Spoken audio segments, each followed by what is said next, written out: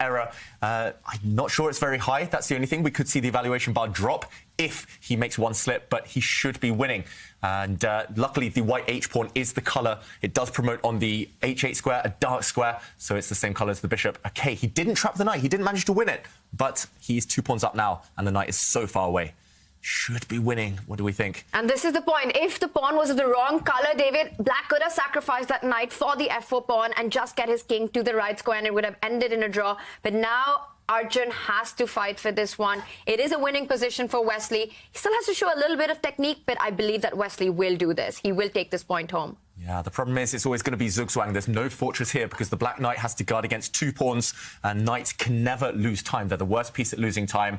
White will just wait with the bishop from time to time. There we go, just improving the bishop, and eventually, slowly but surely, the white pawns will start to advance even further. Because sometimes Black's best move is no move at all. You can't do that when you have a knight bishops. Okay, if they want to go up 2 squares, they can stop 1 square in between, whereas the knight has to change its color complex. And we see Wesley bringing his king over to help the h-pawn run forward. The king will slide over to g4, the h-pawn will go up to h5, and the black king and knight cannot stop both pawns at the same time. And that right corner is so important. Otherwise, Black could have just sacrificed the knight for the pawn. That h8 square being the same color as the bishop that Wesley has just changes the result of this game. It's working out for Wesley. He's improved his position. The knights, as you're mentioning, don't have good waiting moves. And at the end, we can see Wesley slowly but surely making progress with his pawns and his king.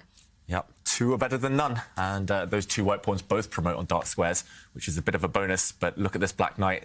It's a sad situation here. He's got to retreat it all the way back home. Knight on f8, there's no mate, I say, but knight on f8 here is not going to help you save the game. And they're advancing. Eventually, your defensive formation will be broken. Getting close to 100 moves in this game. Yep, we're getting very, very close, but these players, they aren't paid by the move, unfortunately. And that won't save Aejun at all. He's just got to wait now. He's just going to move his knight back and forth, but eventually I think there will be ways to kind of trap that knight, stalemate that black knight almost. And, OK, first Wesley's relocating his king, bringing his king the whole way round. And Black's blockade isn't going to last. There we go. A stalemate of that black knight. The black knight has no moves now without being captured. The black king is going to have to make way. But Wesley will lose a move, and he'll find a way eventually to bring his own king forward. There we go. Zugzwang.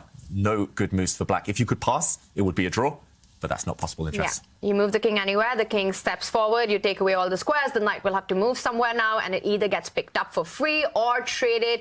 Excellent endgame play by Wesley, this one. Yeah, and last stalemate trick, it looks like, from Aejun, but it doesn't work. Not. You can take that knight either way with your king or your bishop. It's not stalemate, and I think we have a result. Wesley so has won the game. Yep. Has he given up yet, Aejun Erigaisi? Yeah, he's thrown in the towel. There we have it. Yep. Wesley So strikes first here in the losers semi-final. He is putting Aejun Erigaisi in a must-win situation in game 2 starting in 5 minutes.